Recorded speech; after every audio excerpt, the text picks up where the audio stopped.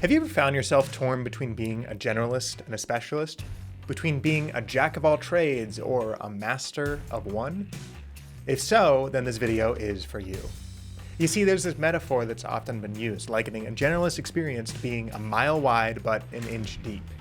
And I've wrestled with this metaphor for such a long time, seeing it as a negative, but I've had a bit of an epiphany. Let me tell you what I mean. So my dad is a specialist. He's the location manager for film and television. His specific job is to figure out the locations that movies shoot at for their various scenes. Have you ever seen the movie Castaway? The crossroads that open and close the movie? That's all Tim Hillman, folks.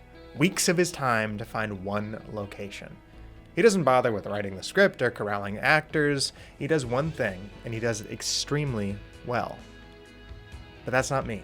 I am not a specialist by any means. My job, for as long as I can remember, has always been about understanding the full process of something.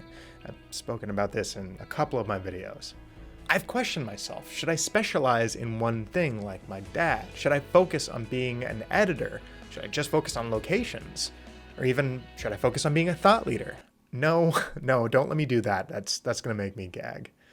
Point being, I might be a jack of all trades, but am I a master of none? You see, there was a conversation that I had with my coworker recently where I realized that being a generalist is not a disadvantage, but an advantage, especially when we consider the impact of artificial intelligence on the creative process.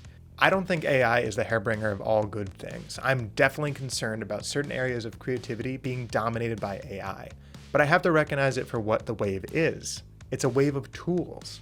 There are tools out there like ChatGPT that are raising the floor for creativity and making it easier to start projects.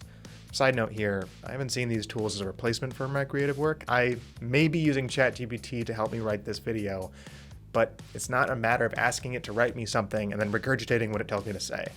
If you'd like to see a video where I break down this process, let me know in the comments down below.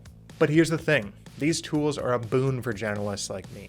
They help me move faster from 0 to 1, which in turn gets me to a finished product faster, to 10 or 100, whatever completion is. So in a world where AI is raising the floor, is being a generalist an asset rather than a liability? It may be. For so long, I felt insecure about being a generalist, but now I'm beginning to see it as a strength. I enjoy the entire creative process from concept to completion. That's part of the reason that my job title is producer. My role is to oversee and engage in all stages of production. So maybe it's time that I rethink my approach to being a generalist. Maybe, just maybe, it's not about being a mile wide and an inch deep, but about being versatile and adaptable in a rapidly evolving world. So what about you? Are you a generalist or a specialist? And how do you feel about it?